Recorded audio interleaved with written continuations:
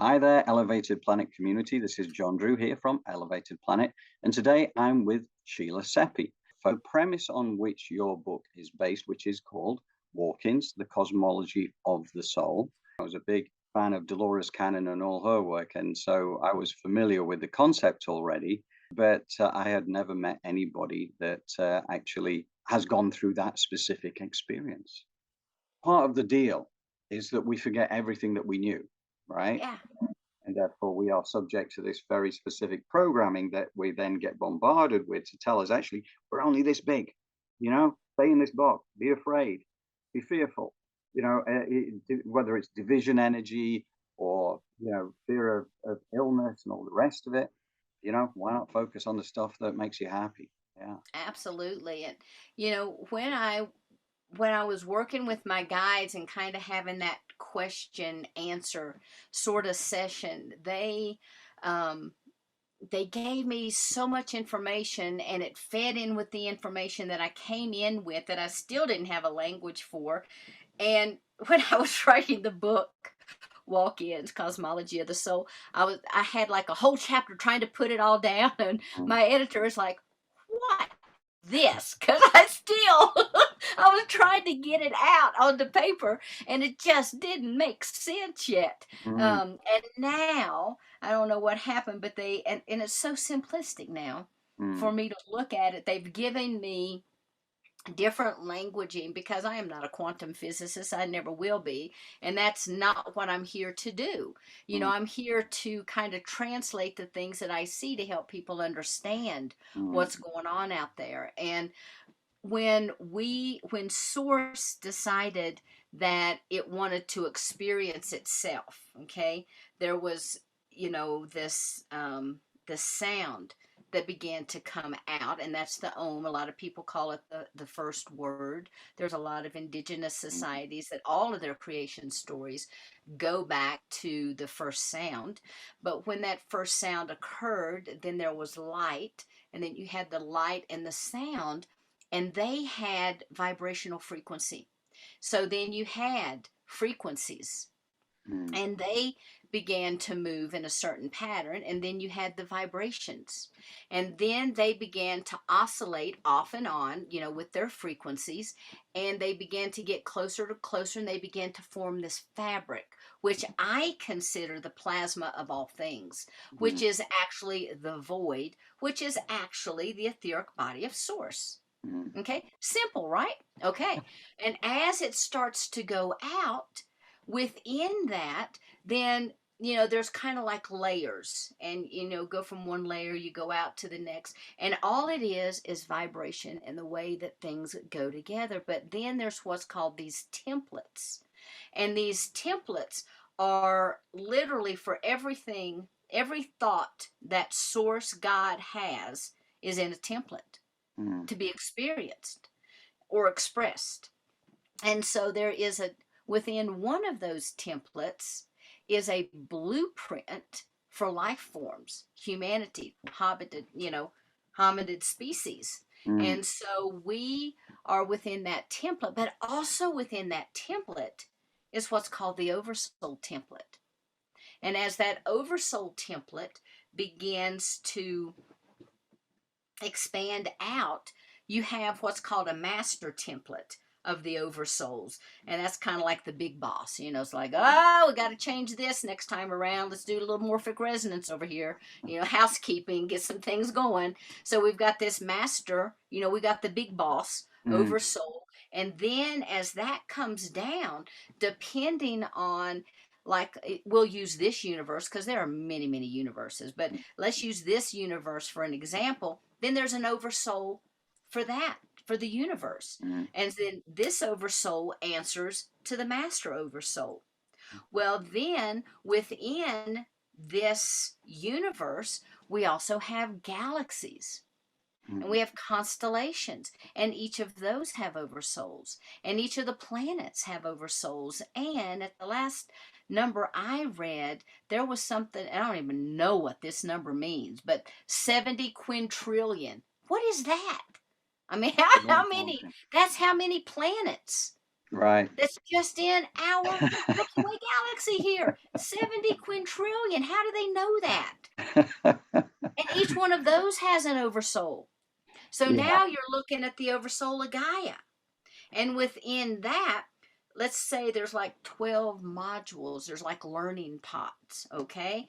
So, and we want to go through all 12 of those. One of them could be compassion, one could be um, death, grief, dying, pain, misery.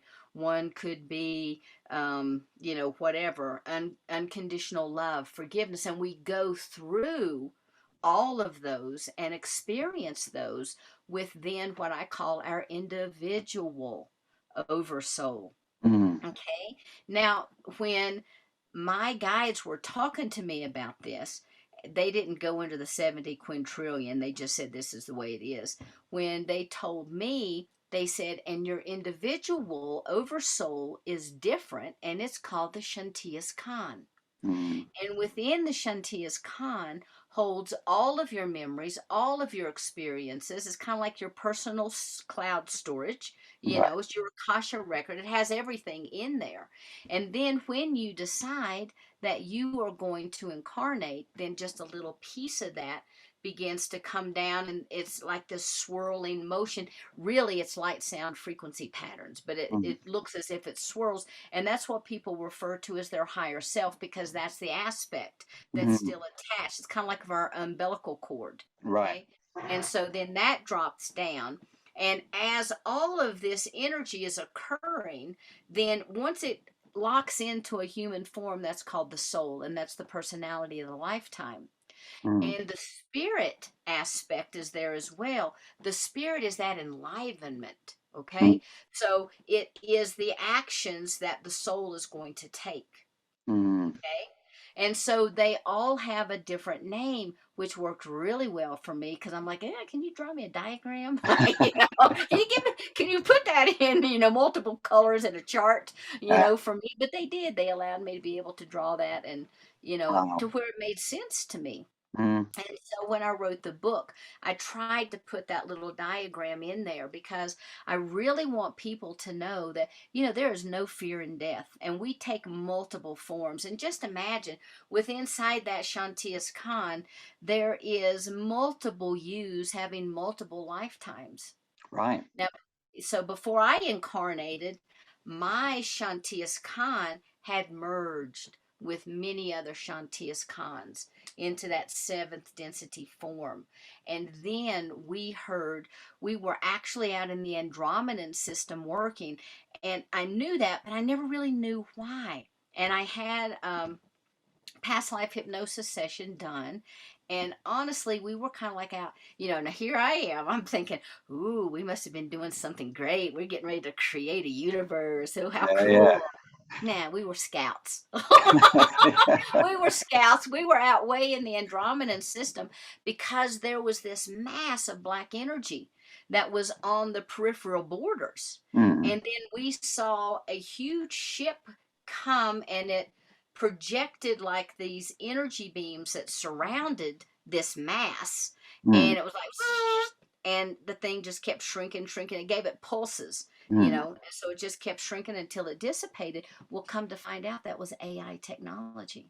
The Wow. AI had taken on a form, and it had come in through kind of there's all kinds of gateways, but there's also some fissions that are out there, and it had kind of slid in Mm. undetected in one of those.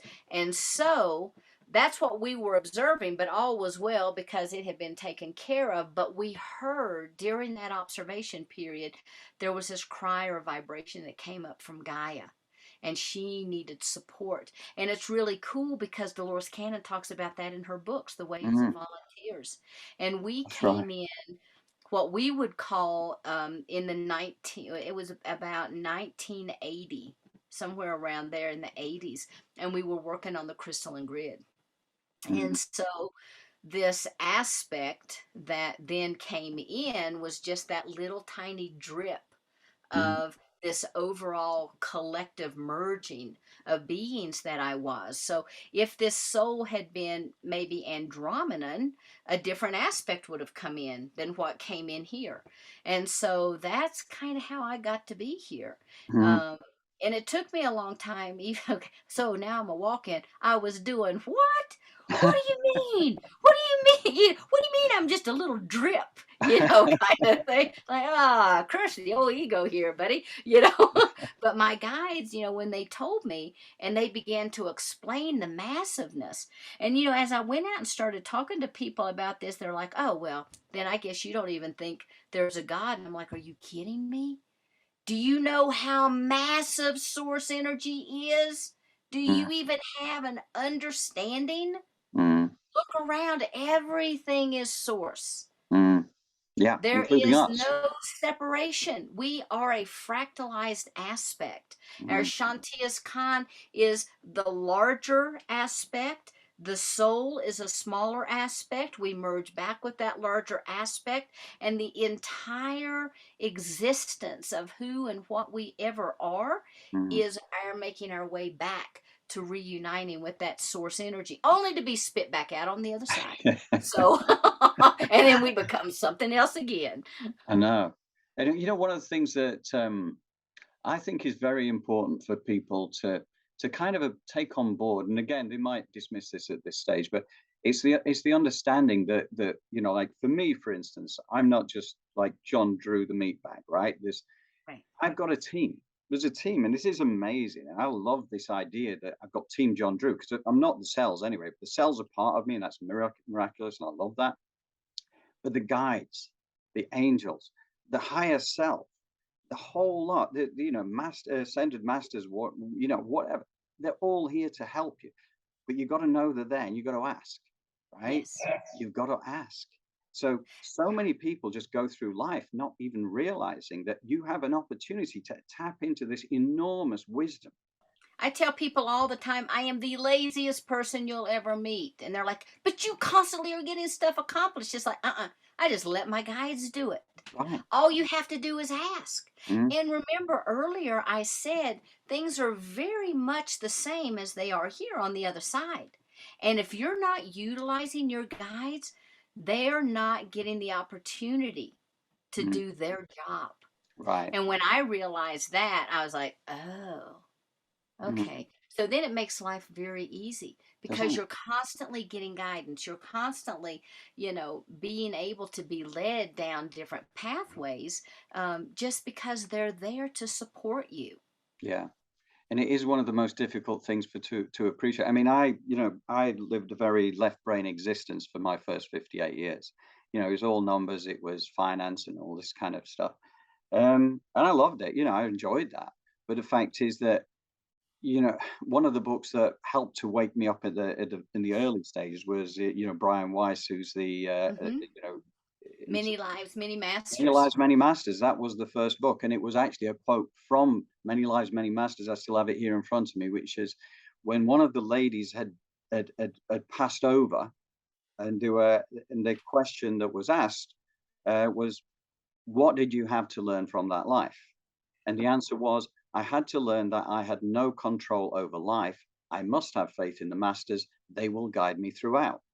And that always stuck with me because I thought, how fantastic is that? Because actually it takes the weight off. If you understand that you have this massive spiritual infrastructure all supporting this 50 trillion cells, which and obviously the electromagnetic energy, there is that aspect, you know, Mm. isn't that amazing? But It so many is. people are blind to that. I was blind to it for 58 years. And yet to me that just means that I feel the joy even more now because of the years of blindness. I don't take it for granted. I just kind of love the fact that I have some glimpse of one. I even now I know that I only understand the tip of the iceberg, right? Yeah.